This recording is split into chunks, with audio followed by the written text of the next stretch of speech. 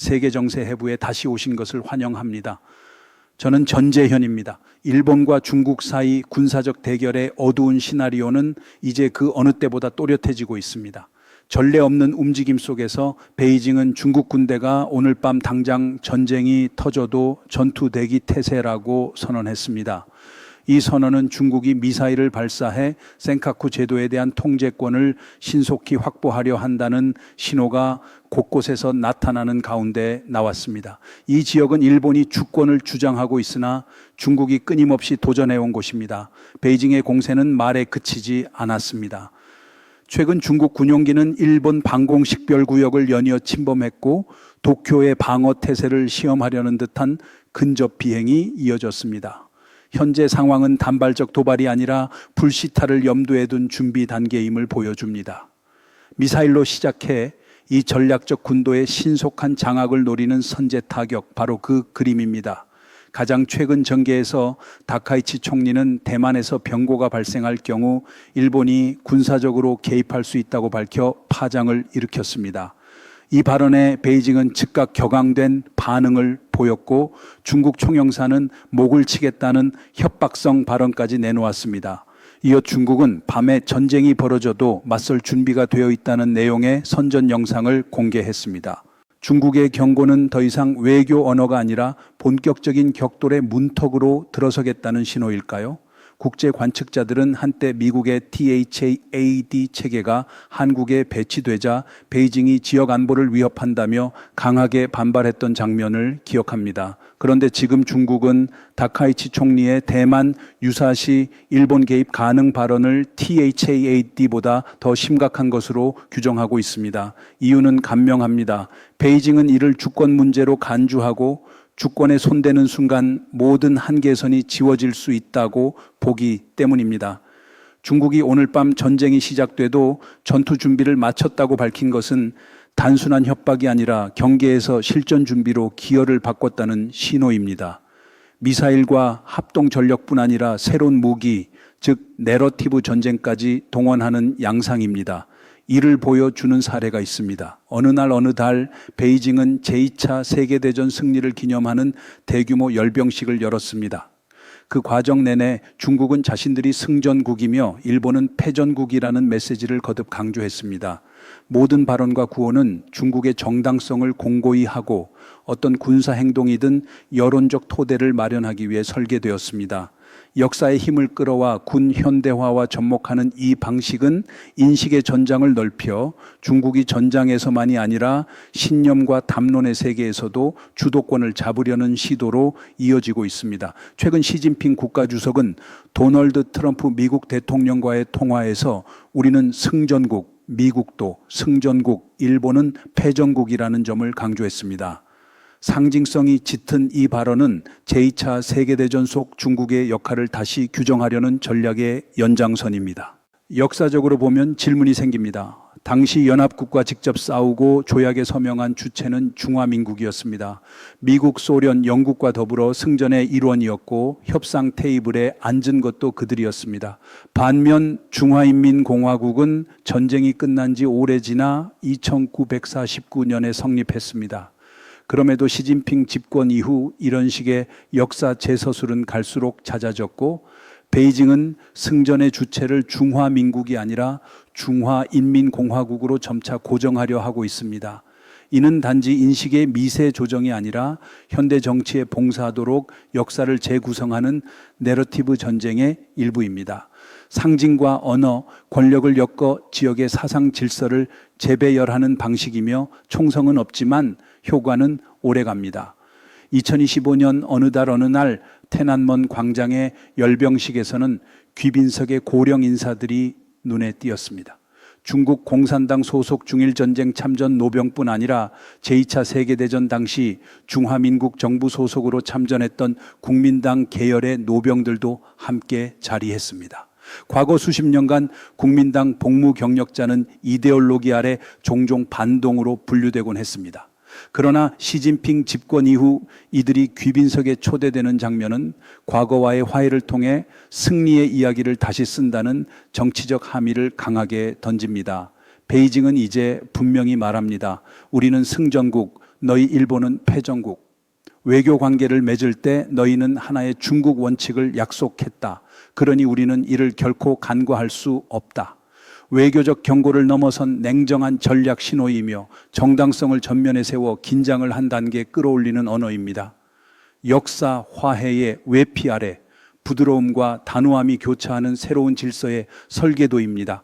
센카쿠 제도, 중국어로 갸오위다오라 불리는 이 영유권 분쟁은 정상들의 회담 테이블에만 머물지 않았습니다. 2014년에서 2015년 무렵 도쿄의 결정 하나가 전례 없는 분노를 점화했습니다. 일본이 센카쿠 제도의 국유화를 발표한 것입니다. 곧바로 중국 전역에서 강한 민족주의 정서가 폭발했고 대도시의 시위는 엄격히 통제됐지만 일본의 직접적 존재가 미미한 지역에서는 분노가 거칠게 솟구쳤습니다.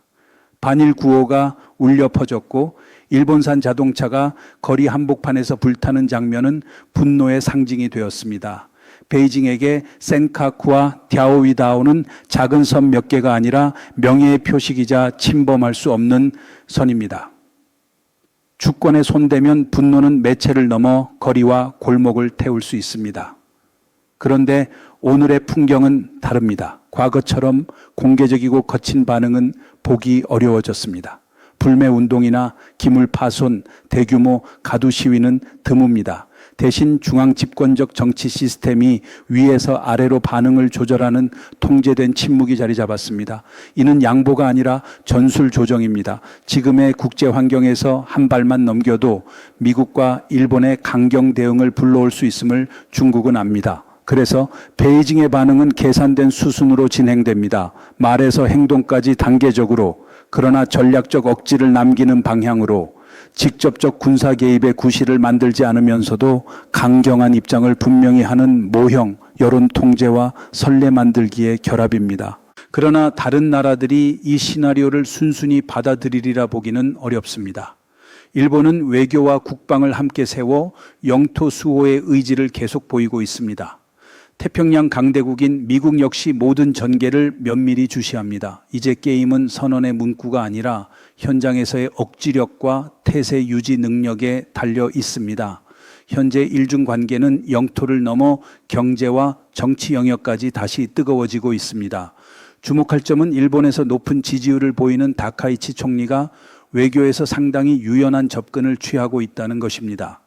취임 직후 첫 해외 순방지로 동남아를 택해 아세안 회의에 참석했고 이후 아페크 계기 시진핑 주석과 첫 양자회담을 가졌습니다. 과거보다 베이징에 거리를 뒀던 전임들과 비교하면 시선이 쏠릴 만한 대목입니다. 하지만 이것을 약함으로 볼 필요는 없습니다. 부드러운 외교로 단단한 지위를 확보하려는 방식, 격동기의 주도권을 놓치지 않기 위한 포석입니다. 문제는 베이징이 간접 경제 제재를 차츰 전개하고 있다는 점입니다. 관광 제한, 항공편 축소, 그리고 무엇보다 히토류라는 전략 카드가 남아 있습니다. 압박이 심해지면 중국은 첨단 산업의 필수 재료인 히토류 공급을 조이는 선택을 할 수 있습니다. 과거 일본이 이 카드에 크게 흔들렸던 기억이 있습니다. 러시아와 우크라이나의 부당한 전쟁을 떠올려 보면 자원과 공급망을 무기로 삼는 구태가 얼마나 장기적으로 피해를 키우는지 우리는 이미 보고 있습니다. 전장에서는 포연이 피어나고 후방에서는 공급망의 실핏줄이 끊어지며 일상이 무너집니다. 누가 이겼다 지쳤다 떠들어도 잿빛 계산서엔 늘 민간의 고통이 먼저 찍힙니다. 기술과 군사 커뮤니케이션의 전선에서도 변화가 감지됩니다. 중국의 국산화 추진은 AI 분야의 부상과 함께 자신감을 키웠습니다. 딥시크 같은 모델은 아직 차트 GPT나 제미니를 넘어섰다고 하기는 어렵지만 국내에서는 자립의 상징으로 떠오르며 정신적 카드가 되었습니다. 한편 중국 내 유통망에서 일본 상품의 존재감이 크게 줄어든 현실도 있습니다. 베이징과 상하이를 장악하던 일본 브랜드들이 사라진 듯 보이는 현상은 내수의 민족화 흐름과 부드러운 경제 보복의 결합으로 해석할 수 있습니다.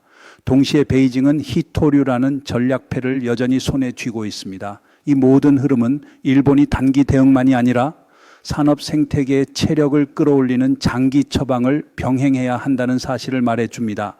러시아와 우크라이나의 전쟁이 남긴 교훈도 같습니다. 총성이 멎어도 파편은 공급망과 재정, 교육과 보건에 오래 남습니다.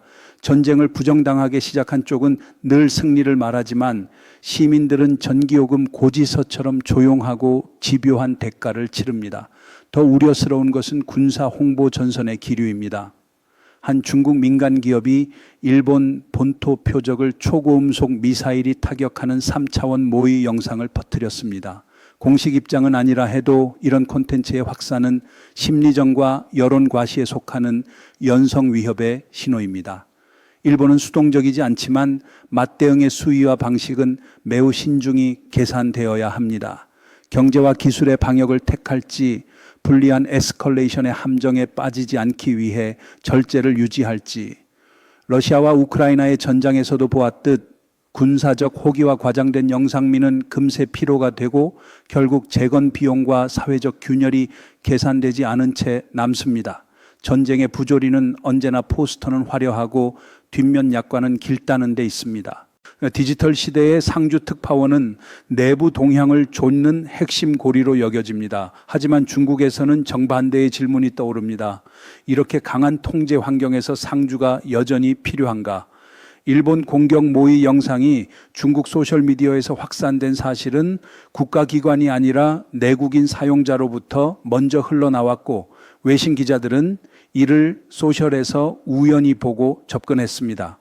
전통적 취재 경로와는 완전히 거꾸로입니다. 엄격한 규정 속에서 외신 기자들은 비싼 비용을 감수하고 전용 VPN을 써야 하고 국제 인터넷은 차단되며 인터뷰는 제한됩니다. 사전 사후 검열의 공기가 짙습니다. 장기화하는 압박과 높은 심리적 긴장은 건강을 해치기도 합니다. 많은 기자들이 중국 근무를 마치고 돌아올 때 연민이 아니라 통제 정책에 대한 강한 비판으로 입장이 바뀌는 역설도 있습니다. 공간이 닫힐수록 바깥의 시선은 더 각을 씁니다. 그래서 오늘날 전장의 전면은 소셜미디어입니다. 기자는 더 이상 뉴스의 선두주자가 아니라 감당하기 어려운 데이터의 급류를 뒤쫓는 존재가 되기 쉽습니다.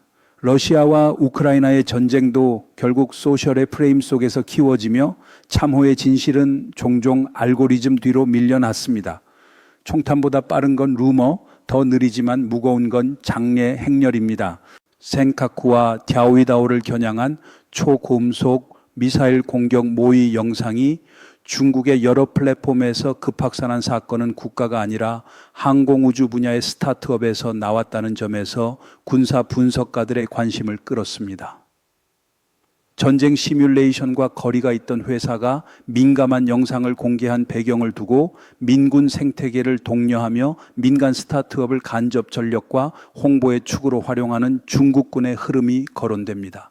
정부가 직접 나서기보다 민간의 모호한 영역을 통해 국제적 마찰을 최소화하는 위임의 방식입니다.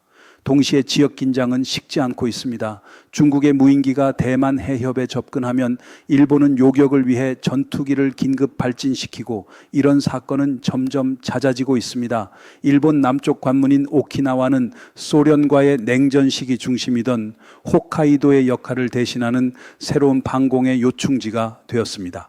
가장 위험한 시나리오는 무인도의 특성을 이용해 센카쿠에 대한 사실상의 실사격 데모에 가까운 공격을 감행하는 경우입니다. 인명 피해를 피하면서도 강경 메시지를 보내려는 계산입니다. 이는 현 상태의 균형을 깨고 일본을 강경 대응의 기로로 몰아가며 미국의 지역 전략 이익이 흔들린다고 느끼는 순간 국지적 충돌의 위험은 커질 수 있습니다. 2016년 12월 오키나와 나하 공항에서 여행객들이 오가는 평온한 공기는 전투기의 굉음과 함께 긴급 이륙 경보로 갈라졌습니다. 나하는 관광의 관문이자 군민 겸용기지로 항공자위대의 F스부제이 편대와 해상자위대 부대가 주둔합니다. 당시 긴급 출격의 이유는 중국 군용기의 일본 방공 식별구역 침입이었습니다. 드문 일도 아니었습니다.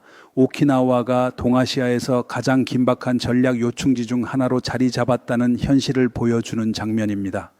대만 해협에 변동이 생길 때마다 중국군은 포위와 압박의 훈련을 전개합니다. 이 전술은 오키나와와 센카쿠 주변에도 재현될 수 있습니다. 도쿄와 동맹에게 단단한 메시지를 보내기 위해서입니다. 러시아와 우크라이나의 전쟁이 증명했듯 억지력과 기민한 대응 그리고 신뢰할 수 있는 연계가 결국 전장을 넘어 일상의 안정을 지킵니다. 과장된 승전보는 잠깐 울려 퍼지지만 재건의 계산서는 길고 무겁습니다. 중국의 군사력은 규모 면에서 빠르게 커졌지만 일본은 여전히 관건적인 이점을 유지하고 있습니다. 방공기지의 그물망, 조기 경보체계, 무엇보다 미국과의 연합 방위입니다. 선택지가 무수한 이 시기, 억지와 유연한 대응, 그리고 연계의 힘이 지역의 저울을 가릅니다. 오늘 세계정세해부는 여기서 마무리하겠습니다. 여러분의 의견을 기다리겠습니다. 감사합니다. 다음 시간에 다시 뵙겠습니다.